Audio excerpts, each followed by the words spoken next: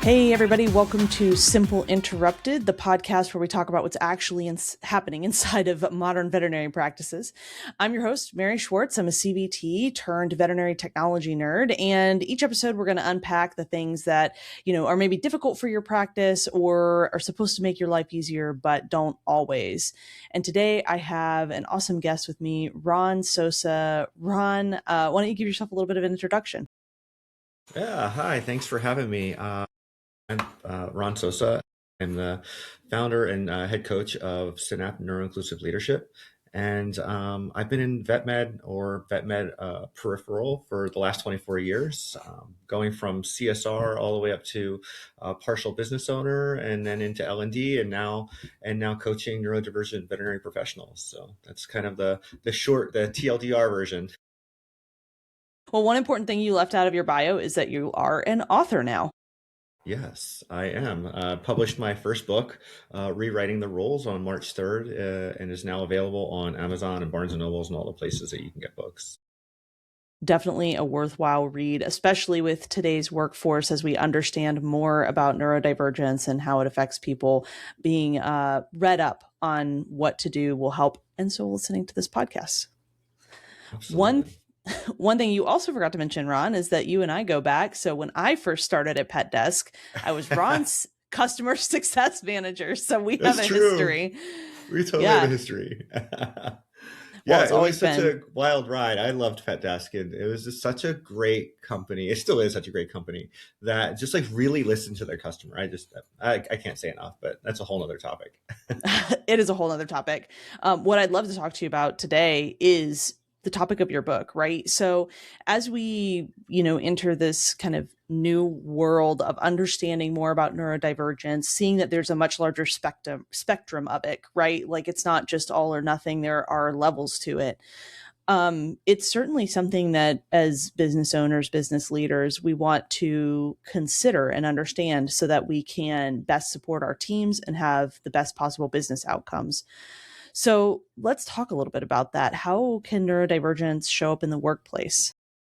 Yeah. Well, I think number one, the most interesting fact that the emerging research in 2024, the RCBS, so in UK, Hmm. they brought out their study recently in the last year that said about 29.8% of veterinary professionals resonated with being neurodivergent. And so if we look at general population studies, we know that's double the population density within veterinary Huh. medicine. So we have all suspected there was a higher prevalence of neurodiversity in vet med. Yeah. Got the start of some good research to back that up. I've talked to a couple researchers, and they are actually estimating 30 to 50% in the newest research. It hasn't quite been exposed yet, and even 70% in emergency clinics, which does not surprise me either. But it's just when you start to say it out loud, it's like, wow, this is something we need to pay attention to. Yeah. When you say it out loud, you start to realize this is, not just something we need to pay attention to, but something we need to like fully understand for the benefit of everyone involved. And I'm curious why you think that there is such a high level of neurodivergence in veterinary medicine. What's your theory? My theory is, at least, and I can talk for my own self for a moment, is I think that there's this safety in that human animal bond for a population of people who have not felt safe or have not felt the ability to be themselves, and we seek that comfort and belonging in animals in a way that we don't get with even our families at times, right? The research says that the average neurodivergent child receives like 5 to 10 times more negative feedback from their parents than Ugh. the neuromajority part of the world. And so like that alone, like to me, I sought safety in my dog, right? When growing up, like I talked to my dog, like my dog was my best friend. And so I think that there's something really safe about animals and being able to protect that, whether we realize it or not. Like I feel like we're drawn to it. Absolutely. There's something about being accepted as you are with no Yeah. negative feedback, right? Animals don't ask us to Yeah. change our personality for them. 100%, right? Like your dogs live in the moment with you, and they don't tell you, oh, Yeah, you need to change your tone or you need to change your body language. Like it's just they're there. absolutely. And it does feel safe. There's no question about that. I'm curious how we can create workspaces that can mimic that, because obviously, at any clinic, while your primary goal is animal care, there's tons of humans involved. Yeah. So, a big part of the premise of the book is really reflecting back on our systems. And that sounds really hokey in a lot of ways and generic and broad. But I think about the industrial times. Like, I think we've really adapted our workplaces to like in the industrial era, right? Or it's like we Mm-hmm. have assembly line sort of work, like the way we bring patients in the door, the way we bring clients, or Mm-hmm. I'm sorry, our teammates in the door. Like we still have sort of a workflow that has this undertone of industrial era work. And so Mm-hmm. I think what the whole premise is we've got to reflect on those systems. Like who, if we think about who's been fired or let go or quit in our practices over the last several years, like what do they have in common? What are the particular workflows or policies or procedures that are oftentimes getting people out the door? Like what are those same policies that we've promoted people for or praised people for, and figure out like which ones of those are actually inadvertently discriminating a portion of our population. And if we consider that neurodivergence is such a wide part of that, like I guarantee you, we're going to look at it and realize there's not a lot of neuro-inclusive policy in there. We don't have a lot of, many practices don't even have SOPs or protocols, or if Mm-hmm. they do have them, they don't have very clear language. And so it's really hard to, when everybody's taking their own interpretation of what that means, or you've got somebody there who is more literal or black or white thinking, is like, well, I don't understand this policy or procedure. And it's like, well, everyone else does, but it's like, I don't, because I don't really understand the words. They're too generic, they're too broad, they're too vague. And so there's so much that we can do, like job ads. I talk about this all the time. Is like I see it. You go on the Indeed or any of the apps and realize Mm-hmm. like we're looking for a team player. Well, what the hell does a team player mean? Um, I worked with one client in a consulting capacity, and she was like ready to let her new hire go. And it was like somebody with over 15 years experience, is like dedicated, experienced technician, credential technician, and was ready to let them go. And so we dug into it, and her job ad was very much like a team player, like their core Yeah. value as a team player with no real definition as to what that meant. And like this person really took that to heart. And what we later found out with some interviews and discussion is that they did not want to assume how medicine was done in this practice. And so they thought by being a team player was stepping back and helping the team by cleaning up and trying to really absorb what the procedures were. And so their definition of being a team player was to step back and not feel like an intimidating force, or like, this is because I'm credentialed, this is how you should be doing things. They really took that Right. step back. And once we had the conversation of like, no, like what we need you to do is XYZ, they became a very productive member of the team. But we didn't set those expectations up in a way that was very clear. Yeah. I love that personality trait though, because you have so many folks who can come into a practice that have a lot of experience and they come in hot and it's like, this is how Yeah. I do things. This is how you should be doing things. What you're doing is Mm, wrong. And so yeah. honestly, I'd be grateful for the opposite from a highly experienced. Yeah. If it's Well, just me, and I've had a lot of those. if we think about that swing too, right? Like we've got a subset of neurodivergent individuals who do have a lot of justice sensitivity, where Hmm. when they were trained to do this thing, whether it be schooling, whether it be like from a doctor that mentored them or from another credential technician that mentored them, and if you've got this really strong sense of justice, it's like, this is how I've been taught, this is how I've been trained, like you can latch onto that and become that, I hate to say, that toxic team member that we all kind of cringe away and shy away from. But what we really don't do is get the curiosity to like, what is happening? What's going on? Where is this coming from? Allow someone to feel belonging so that that justice sensitivity isn't so high. So how would you go about that? Because I think, a lot of practices do end up dealing with that person that can come in and potentially be like a really valuable member of the team, but can rub team members the wrong way because of, like you said, they have this heightened sense of justice or whatever it may be. And there are many paths that lead to Rome, right? Like lots of practices want to practice gold standard medicine. There's a lot of different ways to tape in an IV catheter that are just fine. So Yeah. how do you get there with that person that, this might have been how you do things in the past, but this is how we do it here. And we're not compromising patient care by doing so. Yeah, so the leadership model that I've created is really to reflect on the systems, right? It's not a person problem, it's a system Right. problem. If we're having an issue, let's figure out what is the system doing? What is the workflow doing that we have justice sensitivity coming up, or we've got somebody speaking out and saying, this is not how I was trained. Like, let's start to look at what are our unspoken expectations? Like, are you supposed to just comply?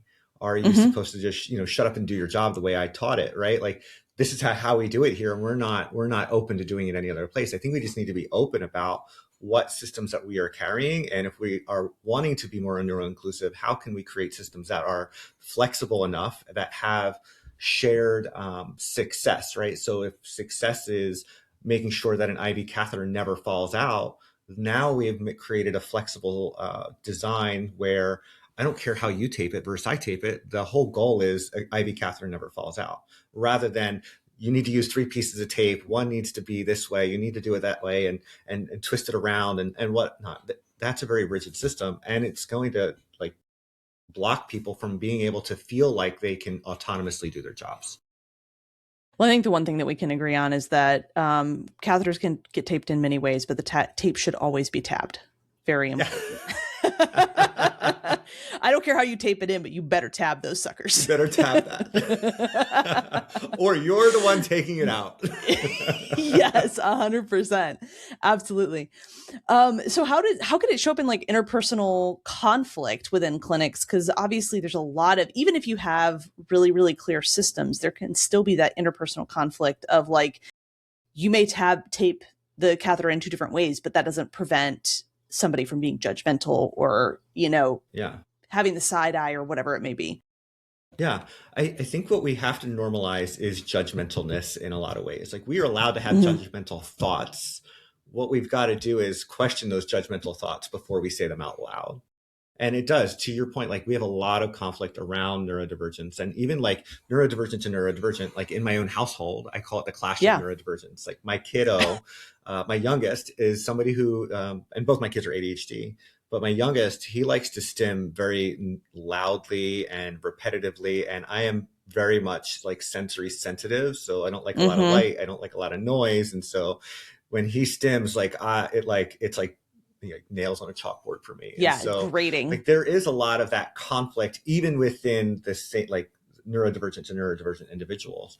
And it's just understanding our own needs and what it is that we're trying to achieve, right? So for me, it's not about stopping someone from stimming. It's not about stopping someone from taping a catheter a different way. It's about, what do I need to be successful here? Does that mean I just need to walk away? Does that mean I need to, train that person? Does that mean I need to maybe learn how to like tape in a catheter a different way? Like, question the judgment on what it Mm-hmm. is that we need to actually survive, because what we don't want to do is live in constant like cortisol production, right? When you've Yes. got this justice sensitivity and it's unmet and it's not psychologically safe or psychologically autonomous to feel justice sensitivity, then it oftentimes, like a child who doesn't feel heard, erupts and into interpersonal Yep. conflict.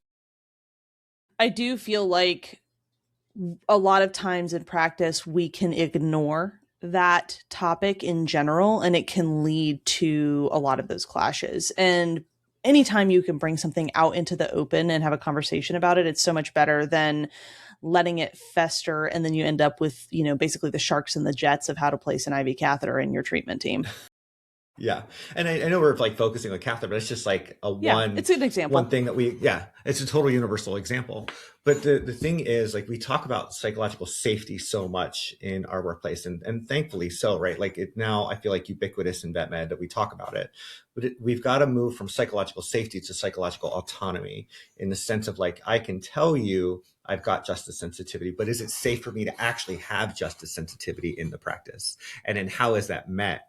Is it met with like being shut down and need for compliance, or is that met with curiosity? Yeah. And I think also to what extent is the practice responsible and owning their piece of the justice sensitivity, and to what extent is the individual responsible for saying, being self-reflective to a point and saying, okay, I know this is happening. What I need to do when I'm feeling this heightened sense of injustice is I need to go outside Mhm. and take a walk for 5 minutes, or whatever it may be. What are your thoughts around that? Do you provide those Yeah. tools for clinics?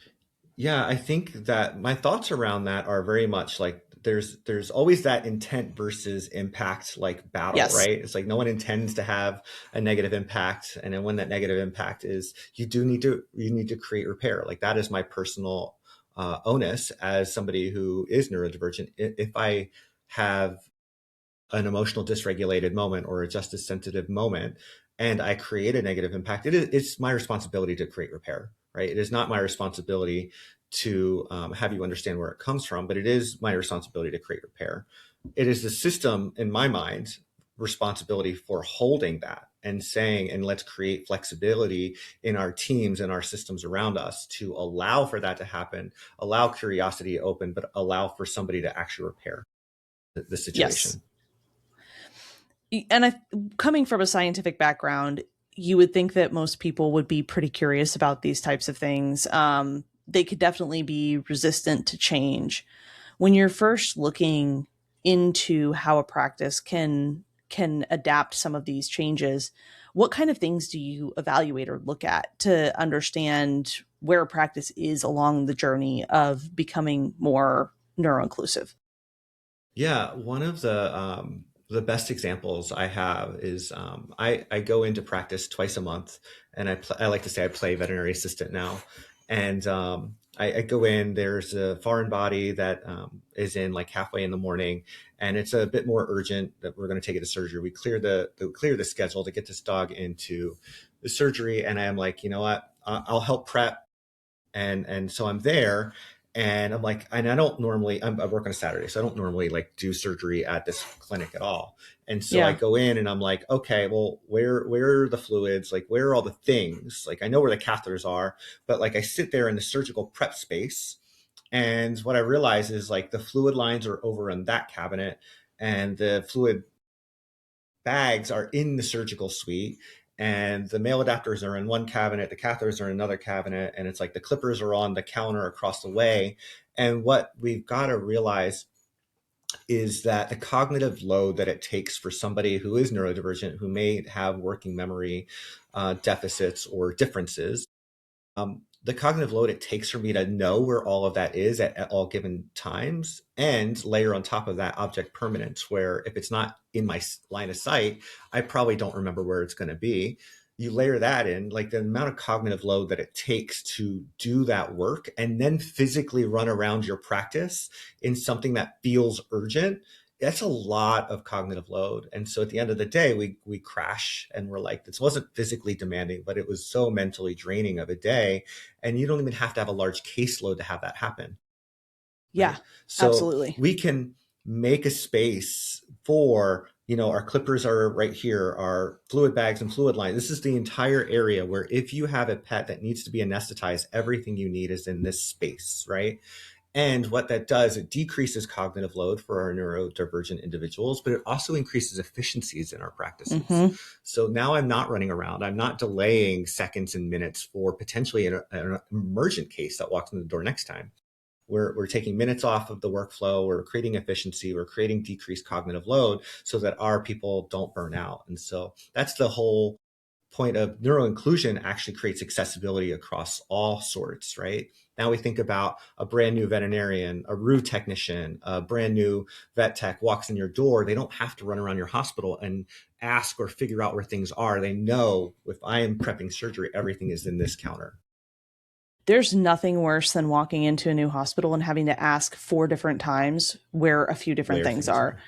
are. Yeah. Oh, it's so bad. And at this point, you might need clippers throughout your hospital. Buy extra clippers, buy extra whatever it takes, but build Yes. out stations where people can, have what they need to do their job. And to your point, especially, it's a really interesting opportunity to look at the overall efficiency of your clinic, because even if you're a neurotypical individual, it is frustrating to say, I have to get down this emergency surgery, but I have to go to 6 different locations to get the things that I need to anesthetize this patient. That can Yeah. be very taxing, and it can raise tensions in general in an already stressful situation. 100%. But it's, the workload, the cognitive load is not there. And so they, Mm-hmm. from a conscious standpoint, they don't even consider it. It's like, this is just the way it is. And Right. for the neurodivergent individual who's like, oh my gosh, I have to remember all of this. And the cognitive load it takes, it is frustrating. And then that justice sensitivity comes out. Why can't we just have a workflow that just does XYZ? And then you're looked at like the squeaky wheel and always causing problems because you're asking for, in a lot of ways, you're asking for accessibility and accommodations that you're not even really aware of from a conscious level. Would you say that potentially this is a contributor to maybe more rapid burnout in neurodivergent individuals? Yes. So we know from research in ADHD and autism specifically. Now, there's not like neurodiversity and neurodivergence is such like a broad umbrella. You've got Yeah. bipolar, Tourette's, dyspraxia, dyslexia, ADHD, autism. There's so many out there, but from the research specifically on ADHD and autism, we know that masking and cognitive load leads to burnout and Hmm. suicide rates, specifically in that Yeah. community. Just not even taking vet med into consideration. Now you add layers in on vet med with compassion fatigue, with the chronic stress that we deal with, angry clients, with all of the expectations, and you add that all together. And I think that there is a huge part of mental health and resilience and that we're not talking about specifically for our neurodivergent individuals, because if you have someone who is highly masking and you are saying this is how you do mental health, they're just going to adapt themselves to a new system that they think we need to adhere to, which actually increases cognitive load, increases burnout, increases suicide rates inadvertently. I don't think any of this is intentional. We do have to consider if we have a high prevalence of neurodivergence in our practices, that means we have a high prevalence of masking, which means they are going to glom onto a system that you've created and maybe do it really, really well. And so you'll never question them. But the thing is, what do they actually need to succeed inside? Most people have never asked themselves. It's a tough question. I think for even neurotypical people to really be self-reflective and ask themselves that, I imagine it's much harder for a neurodivergent individual to slow down and really consider that. And then on top of that, vocalize it, share it with leadership, and expect, to the point of our beginning of our conversation, right, to have the psychological safety to share that and have something done about it and not just Yeah. have it kind of tamped down. Yeah. So the model is reflect on the systems. Let's implement. Human evolution is always going to continue to happen. So we should constantly be reflecting, like we know better, do better, gain better language, gain better understanding. We should be constantly reflecting on our systems, implementing new for sustainability, right? The point is not to, I think about the trolley scenario. The point is not to save the one over the five or the five over the one. The point is to create a whole new track. It's like, let's Mm-hmm. continue to make and rebuild and rethink the systems by reflection and implementing for sustainability and empower the next generation to continue the same. I cannot imagine a better spot to wrap up the conversation. That is exactly what people need to take home. And really, the thought of be outside of the box. Don't think that it's this track or that track. You can build a whole new track, forge a different way for yourself and your team, and grow in the process as a practice. Absolutely. Well, I really appreciate your time today, Ron. This has been a really interesting conversation for me, and I hope it helps our listeners out as well. Yeah. Thanks so much for having me. And I hope you go out and get the book and really implement and change the systems in our businesses because we need it. Give us that book title one more time. The book is Rewriting the Rules, a leadership model for a neuro-inclusive, human-centered workplace. Google it, pick it up, and make your workplace better. Thanks, Ron. Thank you.